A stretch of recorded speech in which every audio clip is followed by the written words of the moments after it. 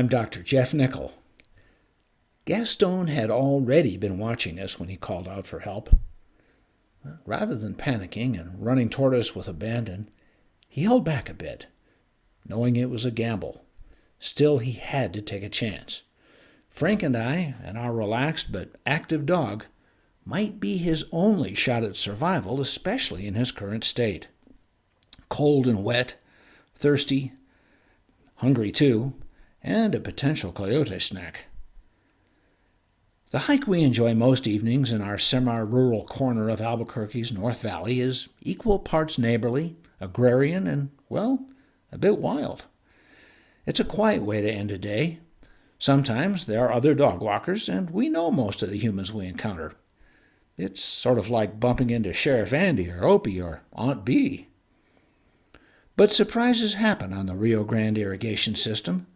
There are cattle and horses, but also wild geese, ducks, skunks, possums, and coyotes. In New Mexico, we say it the Spanish way, coyote, not coyote like some transplant from Detroit. On the night in question, we heard a meowing white kitten. It was around dusk, following a pretty good soaking rain. Rodents and other prey species would be just venturing out for their bedtime snacks. Coyotes, being wily, they know this routine well as they lurk in the shadows. Do I sound like I'm making this story up? It actually works this way. Nature is practical but often unkind. And so we hear a kitten talking directly to us, his voice raised enough to carry a little way. Not really a cry, more of a hello with a note of mild urgency from a little white guy halfway up the opposite ditch bank. Oh, come on. How do I know what this cat's saying? Animal behavior is a mature science driven by active, peer-reviewed research into normal as well as pathologic neuronal activity of the brain. I have postgraduate training in this discipline. After finishing my residency in veterinary behavior medicine, I took this path exclusively.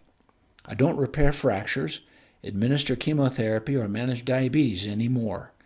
I diagnose and treat some of the most common causes of misery and death in pets, behavior disorders. Non-human creatures don't speak a human language. Deciphering their verbal and non-verbal communication is one of the many moving parts in figuring out what's wrong. Cats actually have words, like churs and chirrups and meows and growls and many others. The kitten calling to my son Frank and me, but probably not to our border collie, had something important to say. Those feline words were hard for us to ignore, and not just because we love cats. They were striking because we never hear a cat advertising his presence on the ditch. Our 37-pound dog doesn't have to worry about wild carnivores, but cats are a bit more vulnerable and usually stay small and quiet. A few years ago, when my first cat and dog books were published, I did the usual book promotion tour. Some of that involved radio interviews by telephone. When a disc jockey from Poughkeepsie asked me which species, dogs or cats, is smarter, I had to take a long pause. Radio people really hate dead air. His question actually had no answer because the intelligence of one species does not relate to the other. There are some stark behavioral differences. Dogs earn resources from their leaders, while cats survive by predation. They are merciless killers who can also find themselves at the mercy of a bigger predator, like an invisible coyote. Mum had been the word for the fuzzy little fellow until he saw us. His vocalizations were short, repeated, and only slightly high-pitched. He conveyed the impression that while a calamity was not imminent, time was of the essence. I stopped in my tracks, produced a flashlight from my hip pocket, and spied that little varmint standing still halfway up the opposite ditch bank. When my flashlight beam lit up the eye shine from the reflective tapetum lucidum beneath this kid's retinas, he held his ground, but he kept talking. This was no idle chit-chat. I handed our dog's leash to Frank, crossed the bridge, and slowly approached. As I squatted to become smaller and avoid triggering his fear, little Whitey hiked up the slope and readily climbed into my palms. He stayed very still as we tried to find his home. Whose kitten was this anyway? He couldn't produce an ID. He didn't have a dollar or a collar. The Nichol family already had a dog, the energetic border collie Miss America, and a 9-year-old established resident cat named Tony. We weren't in the market for another cat. And besides, you don't just find pets and claim ownership. Doubting that he'd arrived on the semi-rural irrigation system by Uber, it seemed logical that this youngster belonged to somebody in the immediate neighborhood. Door-to-door canvassing yielded nothing. I mean, nothing. The gates were closed and locked. It was damp and nippy, and the predatory evening was young. If little Whitey didn't come home with us, his life would have indeed been brief. And so we carried him home.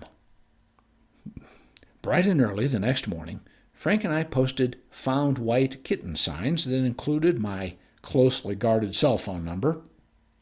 After a few days of silence, we had ourselves a new kitten.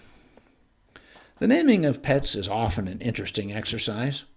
We immediately started calling this young upstart Whitey because it was descriptive, and of course, we thought we'd only be functioning as his short-term crisis shelter. As the second and third day came and went, I found myself appropriating the last name Bulger for the kid. That's because the real Whitey Bulger had been in the news at the time for having finally been reached by the long arm of the law. Enjoying sunny Southern California under an assumed identity, Mr. Bulger believed that he had escaped his previous life as a rather ruthless mob boss of the Irish Mafia in Boston. But this was never a fitting moniker for our gentle new kitty. Whitey the cat has made multiple appearances in my educational videos, but like his namesake, this feline character has recently undergone an identity change of his own. Investing her time and energy in the genealogy of her family, my wife stumbled upon a distant uncle named Gaston.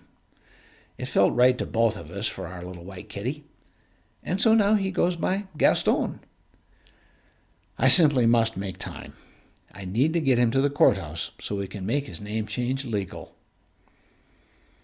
All but one of us in the Nichol household has bonded strongly to Gaston. Not only has he turned out to be a delightful pet, he and our border collie, Miss America, are the best of friends. Tony, our long-established family cat, however, has found the kid positively odious from the start. We have taken a valuable life lesson from our first meeting with Gaston. Everybody will be vulnerable from time to time, and in some situations we may have to go it alone, but it's okay to ask for help. Gaston did not complain and bellyache when he saw us ambling up the ditch. He asked, hopefully, for a lifeline. He made a wise choice. We are all in this life together, regardless of race, creed, religion, country of origin, or species. Trust can be a very good thing. Giving someone else the opportunity to be of service is a gift for them. And you can get pulled out of the muck in the bargain. I have learned that there is value in being in the moment and in listening. Pets can be mighty good teachers. I hope you found this tale of Gaston to be valuable. You're welcome to share this podcast with any of your pet-loving friends. Each week, I share a short video, a podcast, or a blog to help bring out the best in pets and their people. You can sign up at no charge on my website, drjeffnichol.com. That's drjeffnichol.com. And when you do, I'll send you my free at-home pet first aid and CPR guide. Thanks for listening. I'm Dr. Jeff Nichol.